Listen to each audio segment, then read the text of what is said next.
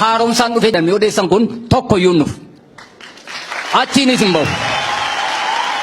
Diimokiraasiin dhufe kun tokkoof tokko qabsoo keenyaan qabsoo qeerroo kanaatiin dhufe malee sherfee nuun finne warri OPDO'n addana keessa jirtan. Isin hin galateeffannu. Isin hin galateeffannu. Kanaaf woboo ajjeesuun wanti inni barbaachiseefi yoo addi bilisummaa Oromoo iddoo qabate akka OPDO'n badu hin beekne hin bada boris gaaffii hin qabu. Hunuma bada boris hojiin isaa usa balleessaa jiran ni gidduu kana ganaa hamma gandaatti iyyuu dhufan ni kaleessa dheengaddaa korraapshinii. Waraanni adda bilisummaa Oromoo garuu akkuma sila hubatamaa ture hundee mukaa nyaataa ture har'as hundee mukaa nyaataa ture.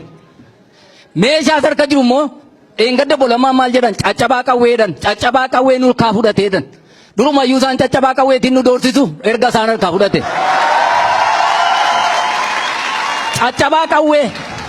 Caccabaa qawweetiin nu doorsisu nurkaa fuudhe erga jedhani caccabaa qawweetiin nu doorsaa jiru isaan duriyyuu.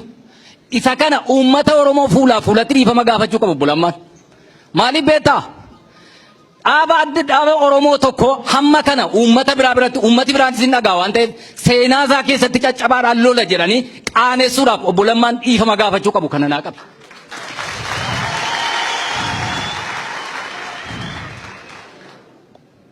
Haa ta'u kun gaariidha. Amma kaleessa meeshaadhuma isa caccabaa sanaan nutumaa turanii maanuma uu dadhabanii. Har'a onneetu alaa dhufe. Har'a wayitu alaa fe'amee dhufe qeerroon Oromoo isuma kana har'as boris. Waasin itti himna kan isin dhattanii itti himtan kan uummatitti minaan jedhe.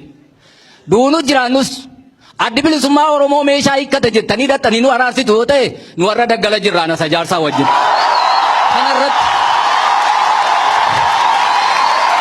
Kanarratti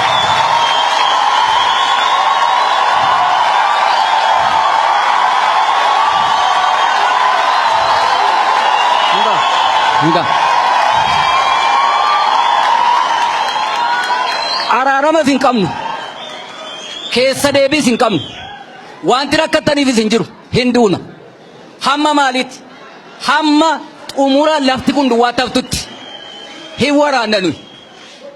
Karaa irraatti hin gorre qabsoo uummata Oromootti garee warra summii baricha dhugan sanaati nuyi. Garee warra mucaa ajjeesanii haadha irra teessan sanaati nuyi. Garee ulfii garaatti duutee taate sanaati nuyi. Garee warra dheengadda duddi duubatti hidhamee xiyyiitiin gurratti hidhame sanaati nuyi. Isin hin taphattu nu garuu taphataan jiru. Har'as isuma sanarra jirra waan ta'eef araara OPDO wajjin dhiisaa.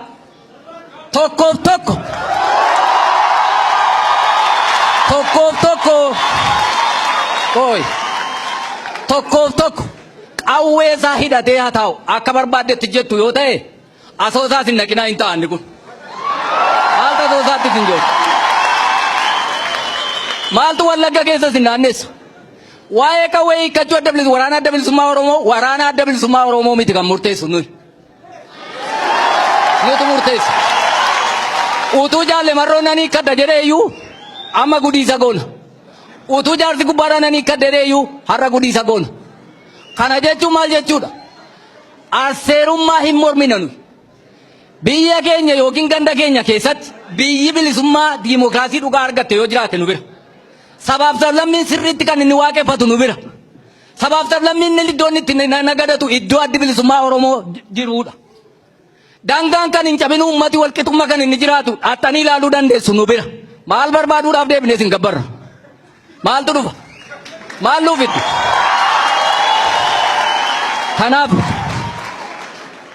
yoo dhuguma mootummaa ta'eera ta'e haati manaa nurraa fudhatamaa jirti. Manni keenya cabee raawwatee naaf ammanaa bu'aa jira. Suuqiin cabaa jira. Mootummaan kun dhuguma mootummaa ta'eera yoo ta'e amma atattamaan koree tokko dhaabee kana nu qulqulleessuu qaba. Namoota har'a du'an kanaaf namoota har'a garafamaa jiraniif humni ga'u tokko humni giddu galeessi tokko isin warra miidiyaa kun egaa gidduu si anaa badaa waan adaraa isinitti hin kennan nu Jawaar. Dhiiftaniitti waan ta'eef hin araaramtan waan ta'eef badaa maal isin mitiin kaameraatu nu waraabu warra Oromoo deeggartu kana kaameraa mootu nu waraabu sagaleen keenyas badaa miti waan ta'eef. Kanaaf nu dhageessisaa daraa keessan.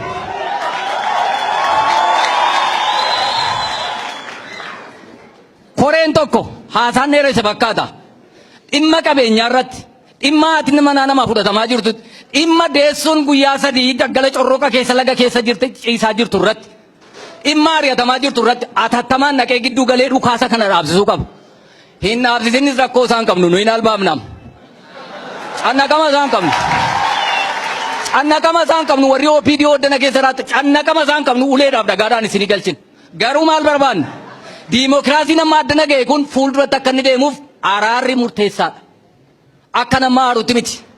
Garee warra gaddaniiti jedheen akka itti dubbadhe waan ta'eef haal duree tokko malee dhaxxanii isa amma jedhamu kana gootanii amma atattamaan koreen gaazexeessootaa dhufee rakkina sana akka inni nu waraabu gootanii mootummaan immoo waraana atattamaan nurraa kaasuu qabu akka itti manatti gallu dhabneerraa ala bullaa qaaqee fudhatanii yoo laaltan waajjirri mootummaa cufamee magaazina xiitii ta'e rabbotaan maneen beeka. Hawaasa akka jirutti durbi karaan dabartu banneerra nuyi. Maal dhukkuba adda addaatiin immoo garafamuudhaafi nuyi maaliifi dhukkubaan hin dhumnu nuyi xiitii tokkos ne duuna waan ta'eefi yoo araarri keessan kun homaa hundee hin qabatu ta'e daggalatti nammina dhaamsi hawaasaa na bira jiru kanuma ulfaadhaa.